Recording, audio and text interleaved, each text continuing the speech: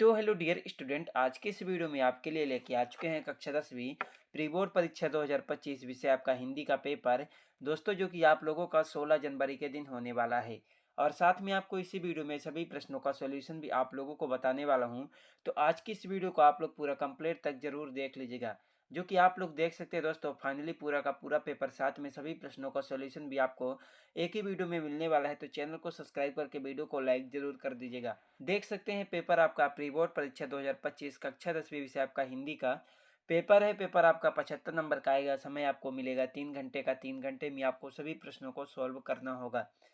तो दोस्तों, आप लोग देख सकते हैं इसमें हमारा आता है सबसे पहला प्रश्न नंबर 1, जो कि आपसे पूछा गया कि सही विकल्प का चयन कीजिए। जो कि दोस्तों आपसे 6 नंबर का पूछा गया। प्रत्येक प्रश्न के लिए आपको 1 अंक मिलेगा। तो इसमें हमारा पहला प्रश्न आपका आता है, प्रयोगवाद के जनक माने जाते हैं। तो इसमें आपको 4 ऑप्शन देखने को मिलेगा। पहला महादेवी वर्मा, दूसरा अकजेय, तीसरा सूरदास, चौथा सुमित्रा नंदन पंत। पहले प्रश्न का आपका राइट आंसर हो जाएगा, प्रयोगवाद के जनक अकजेय को माना जाता है। किसको? अकजेय को। 2 में आपका आता है, हारिल पक्षी से तुलना की गई है। दूसरे प्रश्न का आपका राइट आंसर हो जाएगा, हारिल पक्षी की तुलना गोपियों से की गई है। किसकी? गोपियों की। 3 में आपका आता है, विवाह भवचारी संयोग दृश्य निष्पत्ति यह परिभाषा है। इसका राइट आंसर हो जाएगा भरत मुनि। किसकी? भरत मुनि की। 4 में आपका आता है, नेताजी की मूर्ति लगवाई गई थी। इसका राइट आंसर हो जाएगा दूसरा नंबर, नगर पालिका द्वारा। किसके द्वारा? नगर पालिका द्वारा नेताजी की मूर्ति लगवाई गई थी। 5 में आपका था, जिस समास में प्रथम पद विशेषण और दूसरा पद विशेष होता है उसे कौन सा समास कहते हैं? 5वें का राइट आंसर हो जाएगा कर्मधारय। कौन सा? कर्मधारय समास कहते हैं। तो आपका 5वें का चौथा नंबर कर्मधारय समास इसका राइट आंसर हो जाएगा। 6 में आपका आता है, माता का आंचल पाठ में भोलानाथ के बाबूजी पाठ करते थे। इसका राइट आंसर हो जाएगा दोस्तों आपका पहला नंबर, रामायण का। किसका? रामायण का पाठ करते थे। तो आपका 6 का पहला नंबर हो जाएगा। तो उसके बाद आपका आता है प्रश्न नंबर 2, जिसमें आपका पूछेगा कि उचित विकल्प द्वारा रिक्त स्थानों की पूर्ति करके लिखे। जो कि आपसे 6 नंबर का पूछा गया। प्रत्येक प्रश्न के लिए आपको 1 अंक मिलेगा। तो दोस्तों, इसमें हमारा पहला प्रश्न आपका आता है, उत्साह एक डॉट डॉट गीत है। पहले प्रश्न का आपका राइट आंसर हो जाएगा दूसरा नंबर, आहान। 2 में आपका आता है, भावों को उद्दीप्त करने वाले पदार्थ डॉट डॉट कहलाते हैं। दूसरे प्रश्न का आपका राइट आंसर हो जाएगा उद्दीपन। 3 में आपका आता है, भाव प्रधान साहित्य को डॉट डॉट कहते हैं। इसका राइट आंसर हो जाएगा, भाव प्रधान साहित्य को काव्य कहते हैं। क्या? काव्य कहते हैं। पहला नंबर। 4 में आपका आता है, बाल गोविंद भगत की प्रवृत्तियां डॉट डॉट मास से शुरू होती थी। चौथे प्रश्न का आपका राइट आंसर क्या हो जाएगा दोस्तों? चौथे प्रश्न में आपको लिखना होगा कार्तिक। 5 में आपका आता है, डॉट डॉट वाक्य से किसी कार्य के निषेध अर्थात न होने का बोध होता है। इसका राइट आंसर हो जाएगा दोस्तों आपका पहला नंबर, निषेधवाचक। 6 में आपका आता है, सना सना हाथ जोड़ पाठ गद्य की डॉट डॉट विधा में लिखा गया है।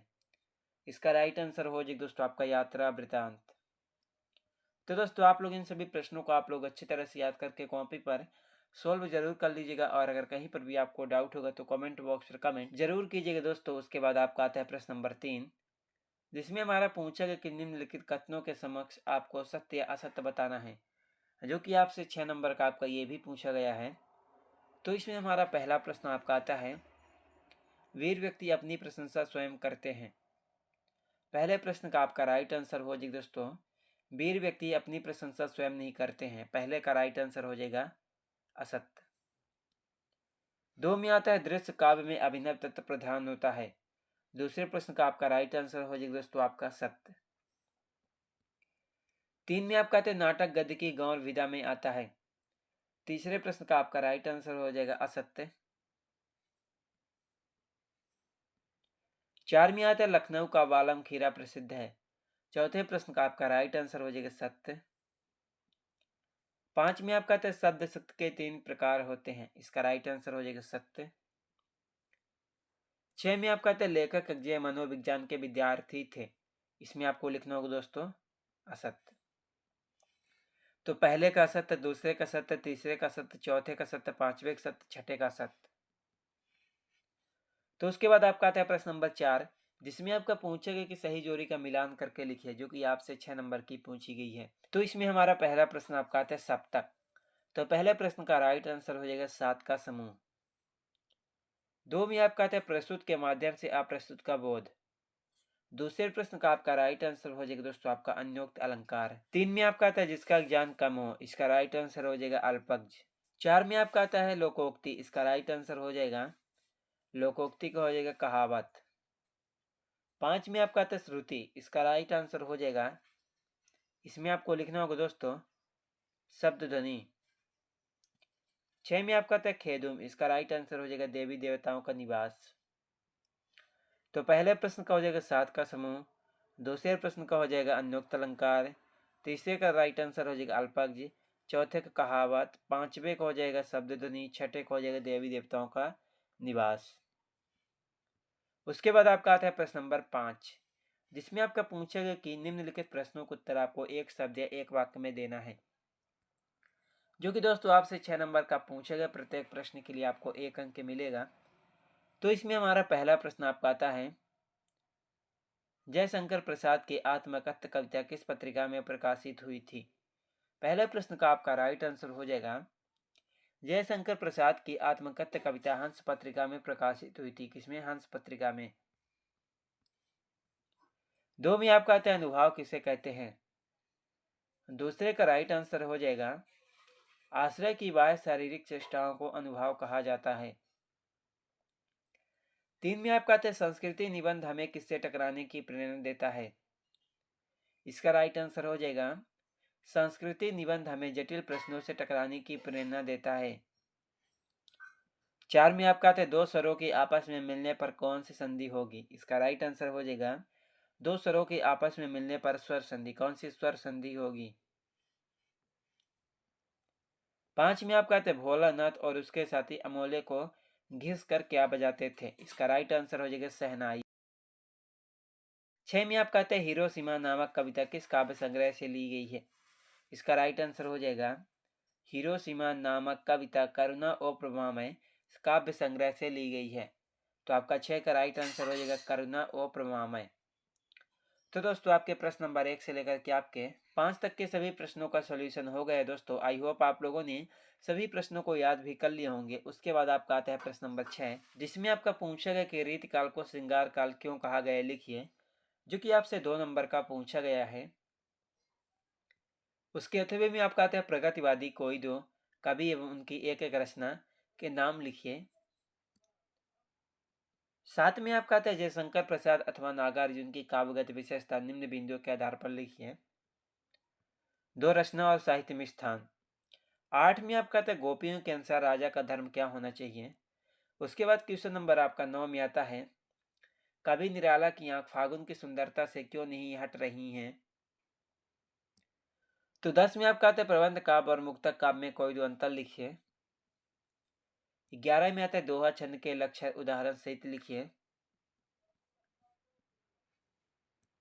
12 में आपका आता है कपास दे भाव सूत्र के अनुसार कहानी के तत्वों के नाम लिखिए, 2 नंबर का। 13 में आपका आता है राम वृक्ष बेनीपुरी अथवा यतीन्द्र मिश्र की साहित्यिक विशेषता निम्न बिंदुओं के आधार पर दीजिए। 2 रचना साहित्य में स्थान, 2 नंबर का पूछा गया है। उसके बाद 14 में आता है मूर्ति पर लगा कंडे का चश्मा क्या उम्मीद जगाता है। 15 में एक कहानी यह भी आत्मकथ्य में लेखिका के पिता ने रसोई को बठियार खाना कहकर क्यों संबोधित किया है। उसके बाद 16 में आपका आता है दोस्तों, 16 में आपसे क्या पूछा गया कि निम्नलिखित वाक्यांशों के लिए एक शब्द लिखिए। 17 में आता है कवि श्वेत तो कवि रंगीन पताकाओं को फहराना की अलग अलग अवसरों की ओर संकेत करता है, 2 नंबर का। 18 में आप कहते हैं निम्नलिखित काव्यांश का संदर्भ प्रसंग सहित भावार्थ आपको लिखना है दोस्तों, 3 नंबर का। उसके बाद आपको 19 में आता है निम्नलिखित गद्यांश के संदर्भ प्रसंग व्याख्या सहित कीजिए, 3 नंबर का आपका ये भी पूछा गया है। 20 में आता है अगरबत्ती विक्रय है तो विज्ञापन तैयार कीजिए। 21 में आता है निम्नलिखित अपठित काव्यांश अथवा गद्यांश को पढ़कर पूछे गए प्रश्नों को उत्तर दीजिए, 4 नंबर का। उसके बाद दोस्तों आपका आता है क्वेश्चन नंबर 22, जिसमें आपको पूछेगा कि अपने जिले के जिलाधीश को ध्वनि विस्तारक यंत्रों पर प्रतिबंध लगाने हैं तो आवेदन पत्र 23 में आपका आता है निम्नलिखित में से किसी एक विषय पर आपको रूपरेखा सहित सारगर्भित निबंध लिखना है। इन 5 टॉपिक में किसी भी एक टॉपिक पर आपको दोस्तों सारगर्भित आपको निबंध लिखना है, जो कि आपका 4 नंबर का पूछा गया है। तो दोस्तों आपके क्वेश्चन पेपर में टोटल 23 प्रश्न पूछे गए हैं। तो आप लोग सभी प्रश्नों को देख लीजिए दोस्तों, जो भी प्रश्न आपके छूट गए हैं उसका उत्तर आपको इसके सेकंड पार्ट में मिलेगा। चलिए मिलते हैं किसी नेक्स्ट वीडियो में आपसे।